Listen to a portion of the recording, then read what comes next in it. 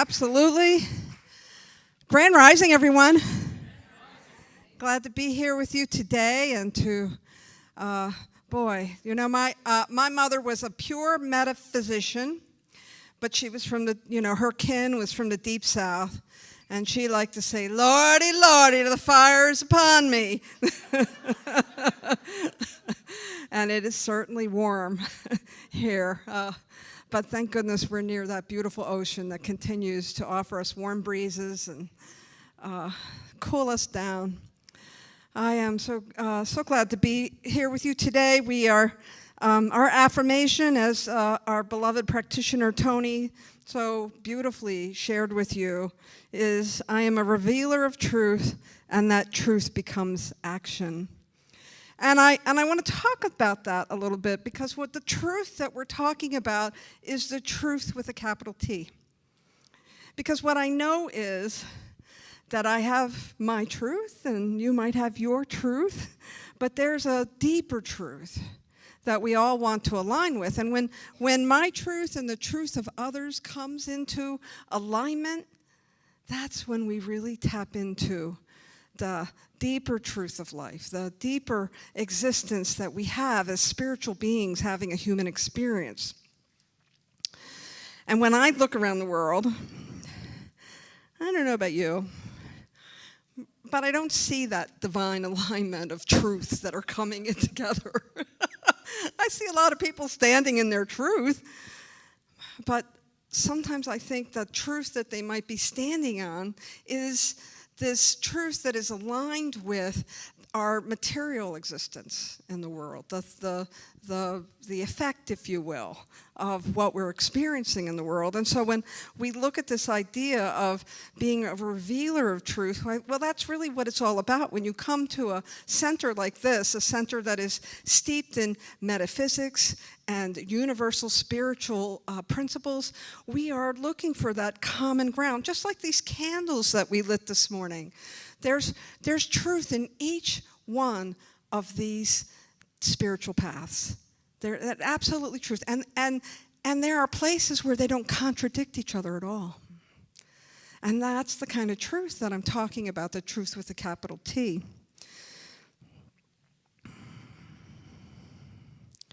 And I think that this month, as we're looking at this topic, our topic for the year is Open at the Top, which is our founder and author of the main textbook that we all study from, Ernest Holmes, said famously, "We're open at the top." You've been hearing, if you've been here since January, you've been hearing this Sunday after Sunday after Sunday. And that idea of being open at the top means that while we are revealers of truth, that truth continues to evolve. It continues to expand. We continue to have a deeper sense of what it is to be spiritual beings having a human experience. And to find that apex, if you will, that place where divinity and humanity meet. And to live out those principles in a way that can be true to ourselves and true to the world, and find that truth with a capital T that we can move from. And when we've already established earlier, if you weren't here earlier in the month, we've already established, Ernest Holmes talks about the idea that faith and fear are made of the same energy. The difference is how you direct that energy. It's how you receive it, how you hold it, how you direct it. And so when we are working with fear, when we're working with anger, who is a close cousin to fear, those energies can be redirected. We can feel our feelings and then redirect our energy. And I want to talk about that a little more in depth today.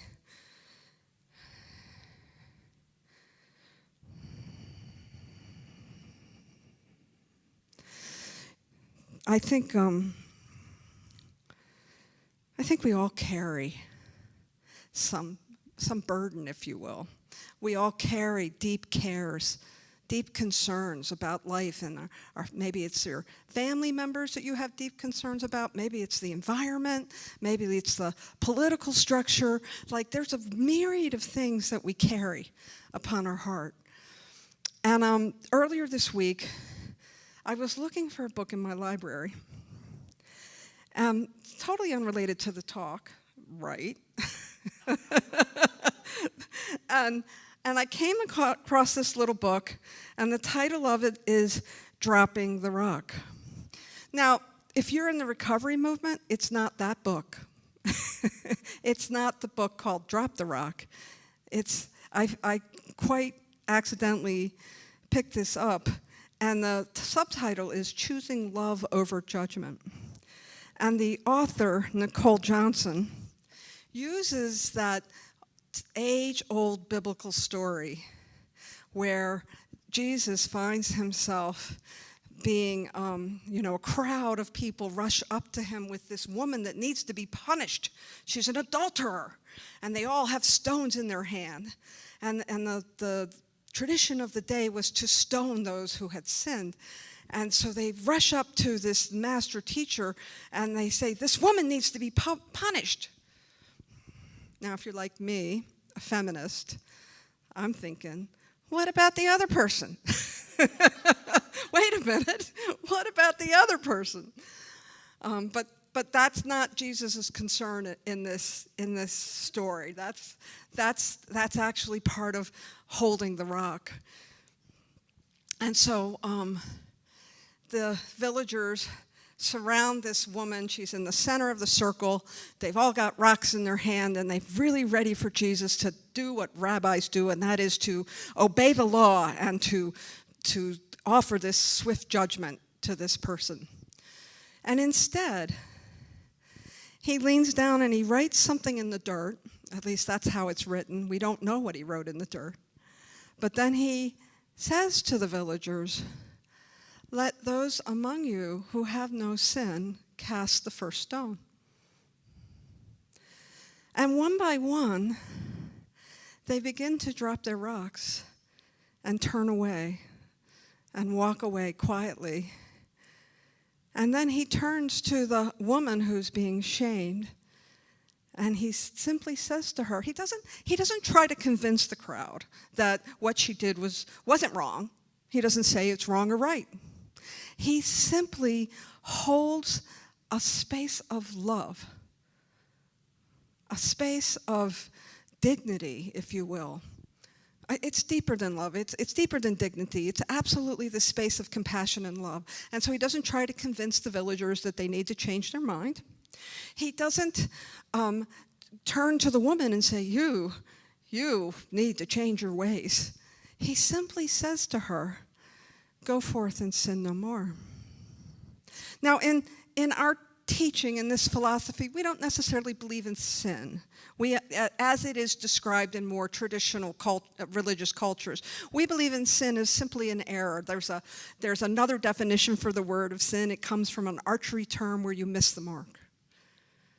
And this woman had perhaps missed the mark. And when he tells her to go and sin no more, he's really telling her to go and be free. Go and be free. It's not our job to judge you. It's not our job to right you.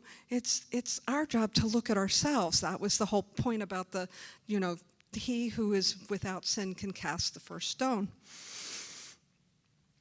And so the question that I had for you this morning is there something that you are carrying with you?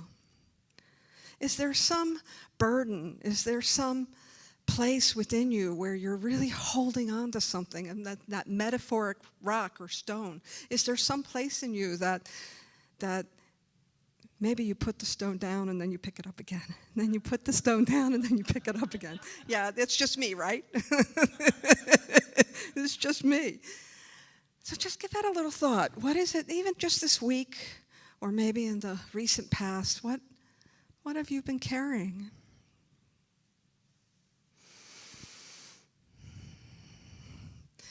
And are you willing to turn from that place and to step into a place of compassion and love? Now, I want to be very clear for the die-hard activist in the room, and I know of at least one, but I know there's a couple of you in here. What I am not suggesting that when we see injustice, we are to pretend it's not there. This isn't about pretending. It's about and before you drop that rock, you really need to know what you're carrying. You need to know what you're holding in that metaphoric rock that you have in your hand. Because when you drop it, that's when it's really time to let it go. As many of you know, I am about to go on a spiritual pilgrimage. I will be leaving for Spain around the 10th of September. I'm actually taking a couple of vacation days in front of that. And I will be walking something called the Camino de Santiago de Compostela, which is an ancient walk through northern Spain, where spiritual pilgrims have walked for thousands, at least 1,000 years. And that walk has meant different things to different people. Some people walk it because they have a burden they want to release. Some people walk it because they have a prayer they want to really embody. And there's a place about 2/3 along the way. It's one of the highest points, other than the Pyrenees, called the Cruz de Ferrero. And it has a huge iron cross, and around its edges, it's encircled it, is a huge pile of rocks. And there's a tradition with pilgrims that they bring a rock with them, and by the time they get to the Cruz de Ferrero, they know what that rock symbolizes. They're 2/3 of the way along the pilgrimage before they let go of the rock, because they need to understand what it is they're giving up, the burden they're releasing. And so when we have a rock, when we're carrying a rock, it's important for us to pause. It's important for us to find some place of curiosity within ourselves, some place of inquiry. What is in this rock? What we know about, as we talk about anger and fear, what we know is that you're not wrong. It's not like you can't have anger and you can't have fear. The challenge that happens is when we hold on to that anger and fear. And the fact that we have these what I would say eruptive type of motions that come up within us is that there's a fire that gets started in you. But my friends, fire can be used to destroy, and it can be used to support and to nourish. And so our work as metaphysicians is to use that fire as something constructive, what is it what's underneath the anger and the fear? What's lying beneath it? And I'll say the truth with a capital T. Not your truth, not the truth that someone else is talking about, but the truth with a capital T. There's something underneath that fire that wants to wake you up so that you can know what it is that you're carrying. Because if it's just the surface emotion that you drop, I guarantee you might be free of it for a while. Again, it's probably just me. It's probably just me. I get free from my burden for a while, but if I'm not really clear about the rock that I'm dropping, I will pick it up again. I will begin to carry it again. It will have weight and structure, and it will affect me in ways that aren't the ways I want to live and the person that I want to be. And so if we are to be revealers of truth, we really need to allow ourselves to come to that place of clarity where we can recognize the fire that is being tended within us, and we can actually tend it and come to a place of I want to say blessing, right? So if the rock that you might be carrying is some injustice, maybe underneath that is your deep, compassionate heart for humanity. And if you can touch that deep, compassionate heart of humanity, well, then it's easy to let go of the rock, and then you know what is yours to do. There's a author who I'm going to mispronounce her name. I'm very sorry about that. she has a single name, Mianji.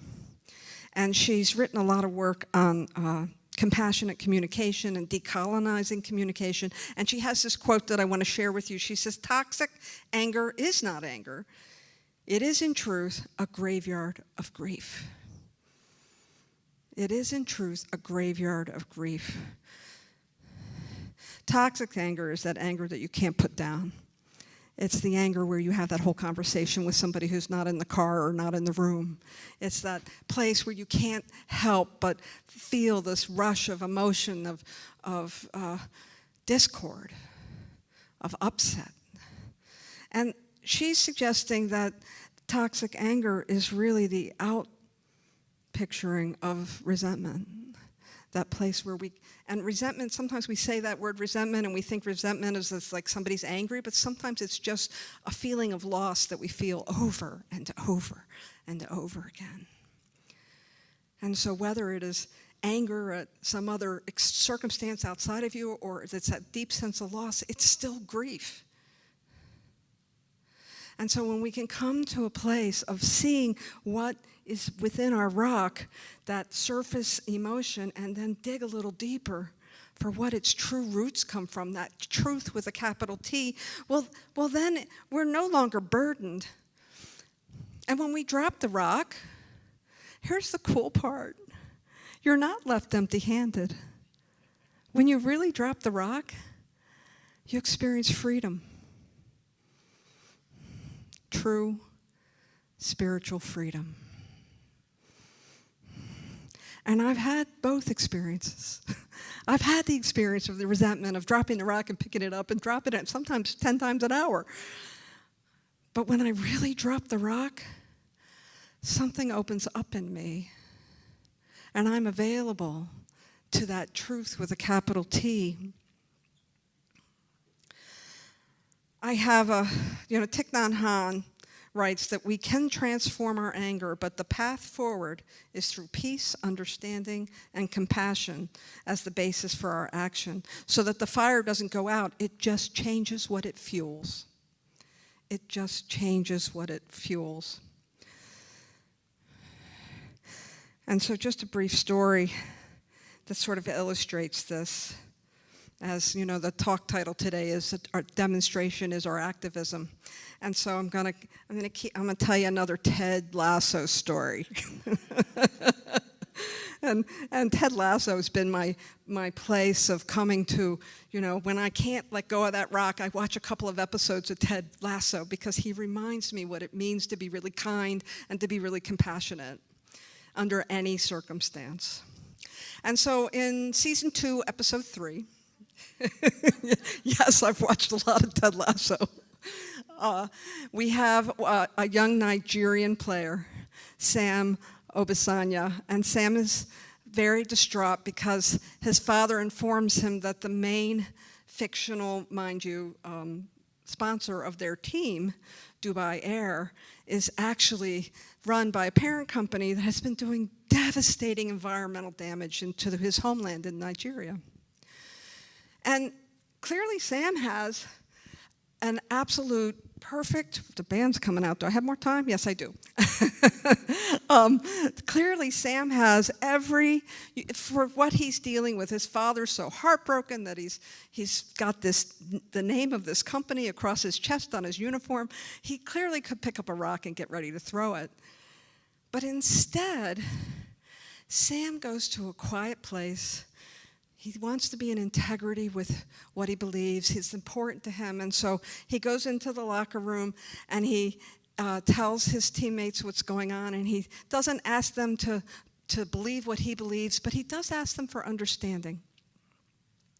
And he takes a roll of black tape and he tapes it across his chest, across the logo of this sponsor for their team. And there are 2 other Nigerian players and they do the same thing because of course it's their homeland.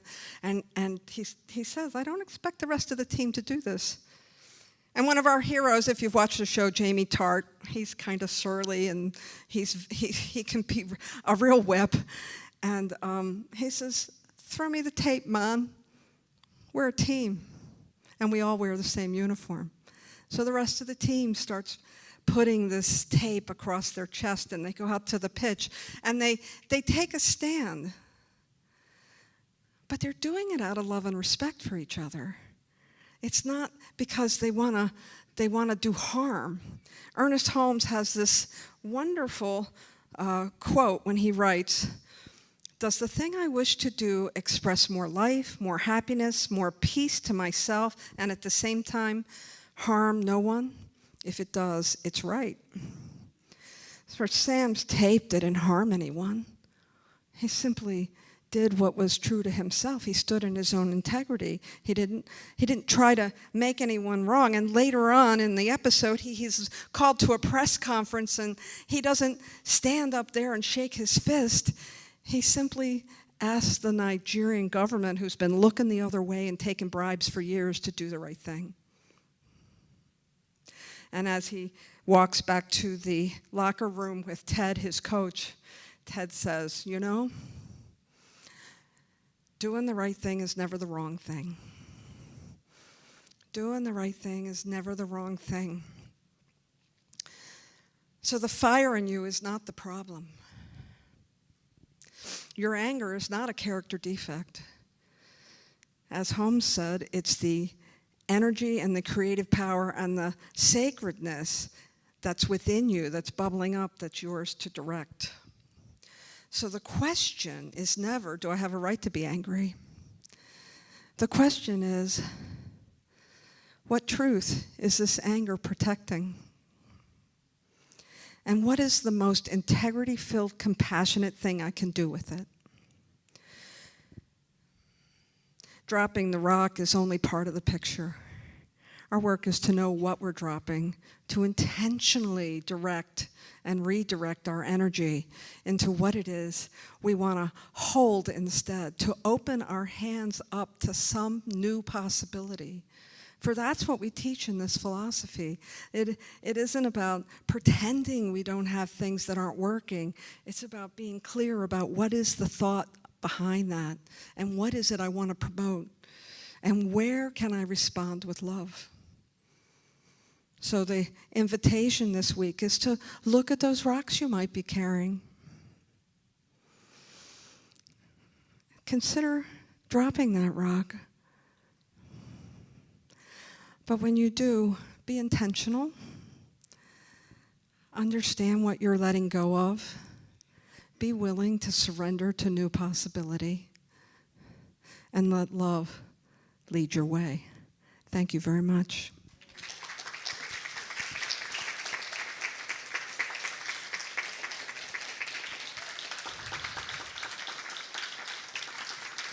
So we have this beautiful spiritual technology that was named 100 years ago, spiritual mind treatment, and today, sometimes I like to tongue-in-cheek call it neuropathway regeneration.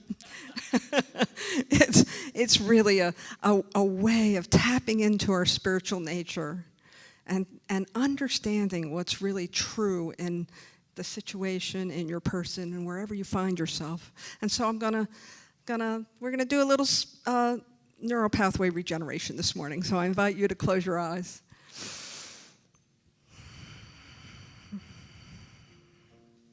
And as John Henry begins to tinkle on the keys there on the piano,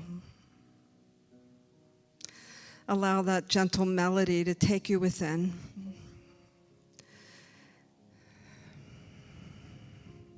And for a moment, I'd like you to imagine that whatever thoughts that you're carrying in your mind can be dropped into your heart gently. Let this be your metaphoric stone. And allow your heart to open you to new possibility. And so know with me now that there is a power and a presence that supports each one. That there is no place where we find ourselves that we are not supported by this generating, generous, beloved, spiritual wisdom, the energy of life. The energy is the very thing that makes the grass grow, is the thing that animates each one. And so I know that whatever it is that we are thinking about letting go of, whatever it is that we're thinking about putting down. I know that we are divinely guarded, directed, and guided. That each one has the possibility of something new being put in its place, even if it's just freedom. The freedom to see the world differently, the freedom to be in that relationship differently, the freedom to be in our bodies differently, to trust that whatever we were carrying, we needed to carry until we didn't. And so I know for each one the courageousness to be willing to sit with whatever energy needs to be let go of, that we are supported, that we are not alone, that the divine continues to meet us exactly where we are, and that when we're ready, it is easy and effortless to drop that rock, to be present with our divine nature, and to walk out newness through forgiveness, through letting go, through surrender. For this is where we find and tap into true power. And so I give great thanks for the willingness to move our minds, to open our hearts, to be willing to be that place where love shows up in the world. What a gift. I accept all this knowing that the law carries it forward, that it takes no effort from me, takes no effort from each one, and that we are filled with grace, the grace of divine alignment, the grace of a deeper truth. I give thanks for this. I release it, and together we say, and so it is.